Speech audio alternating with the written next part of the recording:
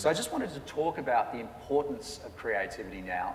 I guess 20 years ago, creativity was seen as a risk, but now is it a core resource for an X factor? Greg?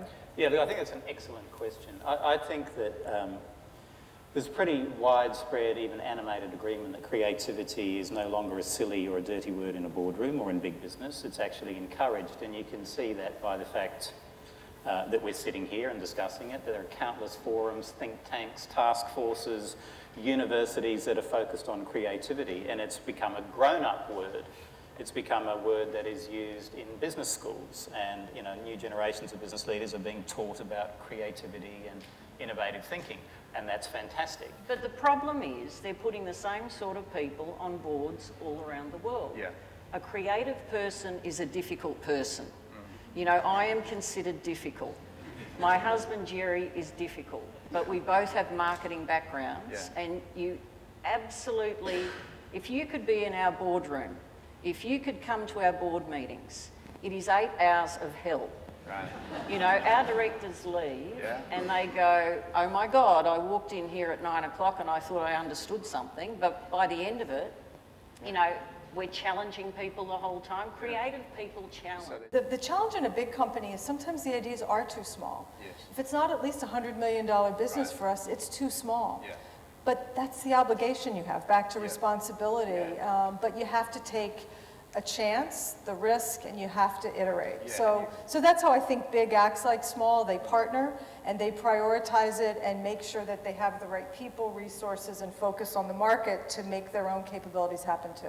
What I always love about Edison's one of his original quotes was, the value in an idea lies in the doing in it. And I think that's where business sometimes gets tripped up, because we think having a good idea is about all we expect. And the reality is the delivery. Right. And it's not just a good idea, it's understanding a problem and delivering a solution in a very innovative, different, sort of seeing a problem and being able to deliver on it in a different way that creates value. And I think that's where business gets caught up. I think that what you really need is a culture, is to develop a culture in which creativity is truly valued. And I think that if we were to poll the audience and say, hands up who thinks Apple is a creative company, or hands up who thinks Nike is a creative company, I think in large part the things that make them creative companies are the fact that deep in their bones they have a sensitivity to and an appreciation of creative thinking, and some of the things that naturally come with it. And you have to accept that with creativity comes a certain amount of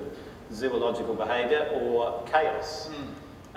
Chaos and creativity are kind of happy bedfellows, and that's not to say that everything has to be entirely chaotic, because then it's not a business. But if it's too ordered, it won't be very creative. And there's Tim Brown has been the CEO of IDEO for many, many years, and he wrote a great piece, I remember reading a couple of years ago, about how when IDEO say, we need to tighten things up because we're not making enough money and our process is a bit loose, and they tighten it up, and a year or two later they look back at the work that they've done and they go, you know what? The ideas aren't so good. We need to loosen things up and have a bit more fun. And it goes back and forwards, and you have to accept that that's part and parcel of being a company that cultivates, encourages, nurtures, supports creative thinking in your own ranks. I think they go hand in hand.